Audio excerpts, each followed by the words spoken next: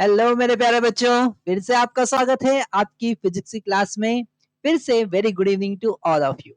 हम यहाँ पर बात कर रहे हैं करंट की, और लास्ट लेक्चर में हमने देखे थे डिफरेंट टाइप ऑफ करंट, और उसमें सेकेंड कैटेगरी था कंडक्शन करंट या फिर ड्रिफ्ट करंट, जो कंडक्टर में फ्लो होता है।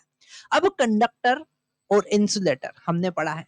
कंडक्टर क्या होता है? जिसमें बहुत सारे फ्री इलेक्ट्रॉन्स होते हैं, और इंसुलेटर जिसमें कोई फ्री इलेक्ट्रॉन्स नहीं होते।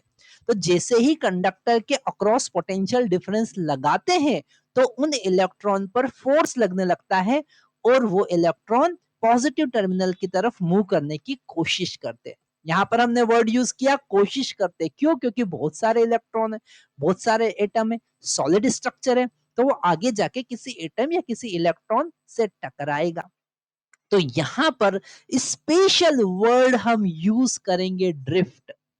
ड्रिफ्ट, और आज हम उसी की बात करने वाले हैं। हम ड्रिफ्ट वेलोसिटी फाइंड करेंगे, और इसका डेफिनेशन होगा मीन वेलोसिटी ऑफ इलेक्ट्रॉन। क्या होगा? Mean velocity of electron. तो यहां पर हम सबसे पहले कंडक्टर की बात करते हैं। अगर हम कंडक्टर को समझें तो कंडक्टर में क्या है, तो यहां पर हमने एक कंडक्टर कंसिडर किया है। मान लेते हैं ये कंडक्टर, ओके। और इस कंडक्टर में बहुत सारे इलेक्ट्रॉन्स प्रेजेंट है, ठीक है।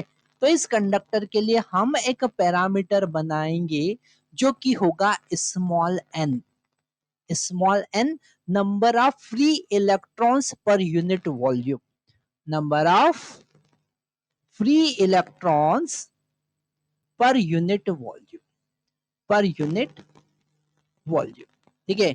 मान लेते हैं कि ये जो कंडक्टर है, इसमें कोई पार्ट हम कंसिडर करते हैं, उसमें delta n number of electron है in delta v volume. Delta n number of electron in delta v volume. तो एन इज इक्वल टू होगा delta n divided by delta v. N is equal to क्या होगा? Delta n divided by delta v, number of electrons per unit volume. और इसे हम कहेंगे concentration. क्या कहेंगे? Concentration of electron. Concentration of electron, और ये मेजर होता है नंबर ऑफ इलेक्ट्रॉन पर सेंटीमीटर क्यूब में, पर सेंटीमीटर क्यूब में।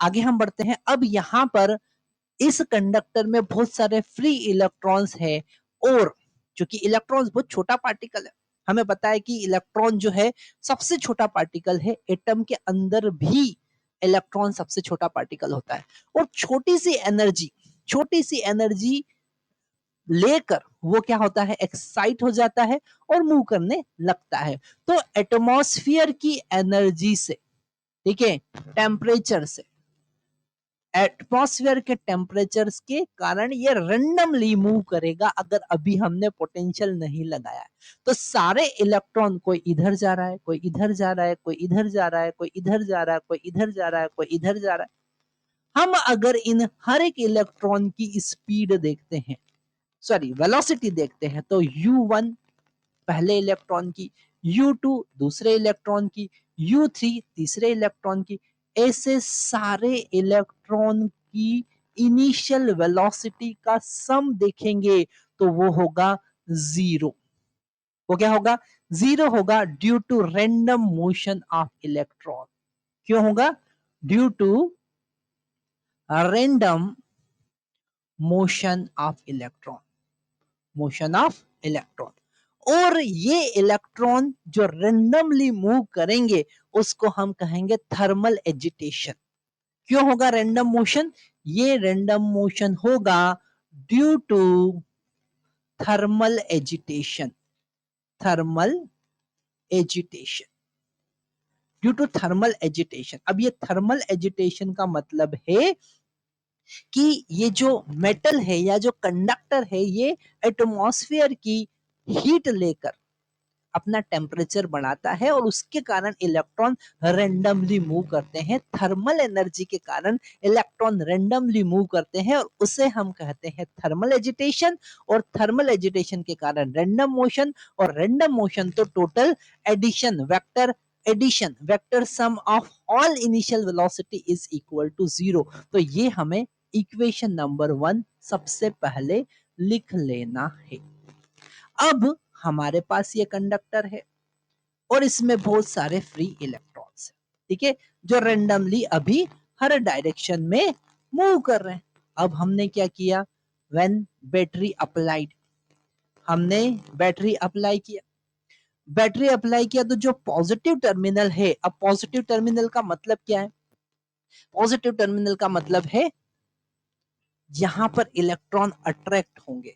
इस पोटेंशियल डिफरेंस के कारण, इस पोटेंशियल डिफरेंस के कारण यहां पर एक इलेक्ट्रिक फील्ड डेवलप होगी from positive to negative terminal, इस डायरेक्शन में इलेक्ट्रिक फील्ड डेवलप होगी और इस इलेक्ट्रिक फील्ड के कारण ये सारे इलेक्ट्रॉन पॉजिटिव टर्मिनल के का की ओर मूव करना स्टार्ट कर देंगे, ठीक है, मूव करना स्टार्ट कर देंगे। अगर हम फोर्स की बात करें कि कितना फोर्स लग रहा है,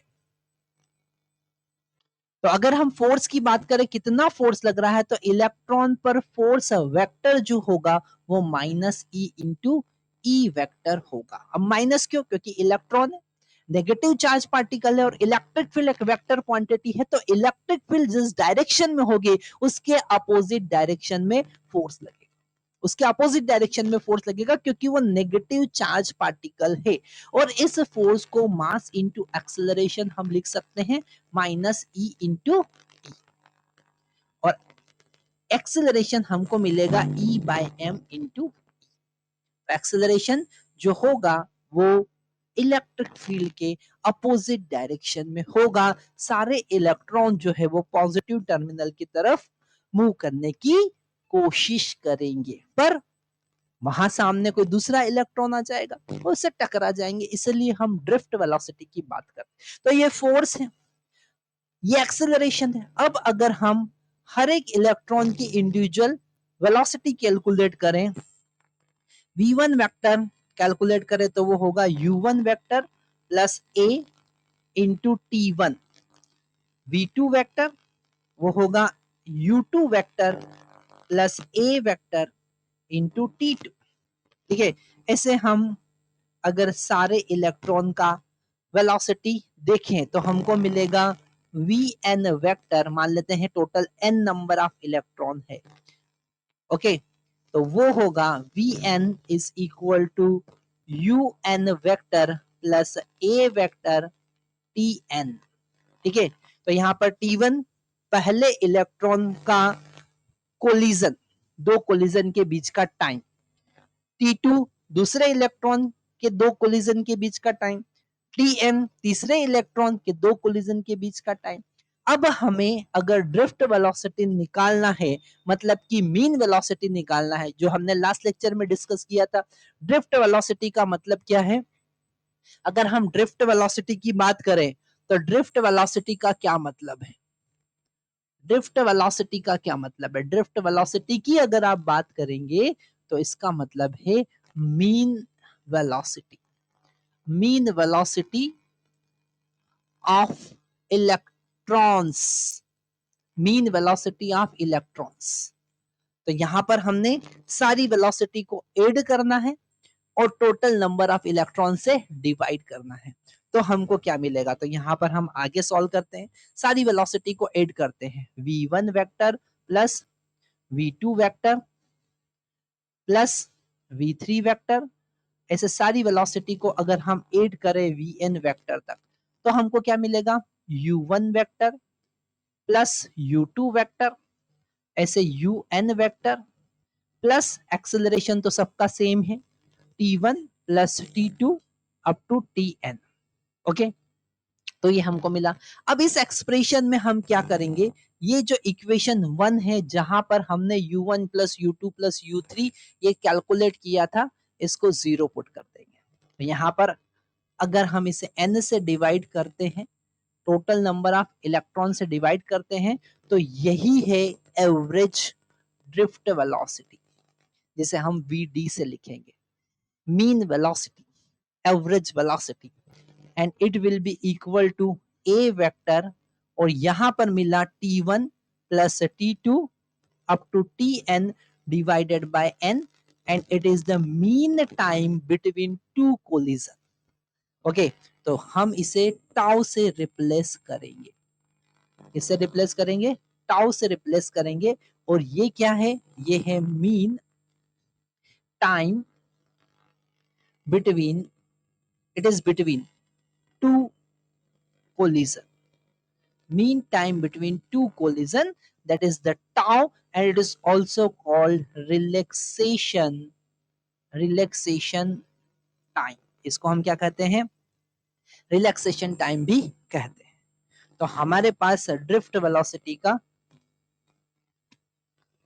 फॉर्मूला आया। यहां पर इसे वेक्टर फॉर्म में हम लिख सकते हैं। अगर हम एक्सेलरेशन का वैल्यू पुट कर देते हैं, तो एक्सेलरेशन का वैल्यू पुट करने के बाद ड्रिफ्ट वेलोसिटी हमको क्या मिलेगा, minus E by M tau into E vector. और अगर हम मैग्नीट्यूड की बात करें तो हम लिख सकते हैं ई टाउ बाय एम इंटू ई। तो यहाँ पर सबसे इंपॉर्टेंट पॉइंट हमको पता चला कि ड्रिफ्ट वेलोसिटी जो है वो इलेक्ट्रिक फील्ड पर डिपेंड करती है, एक्सटर्नल इलेक्ट्रिक फील्ड पर डिपेंड करती है, बाहर से कितनी इलेक्ट्रिक फील्ड लगाई है उस पर डिपेंड करती है।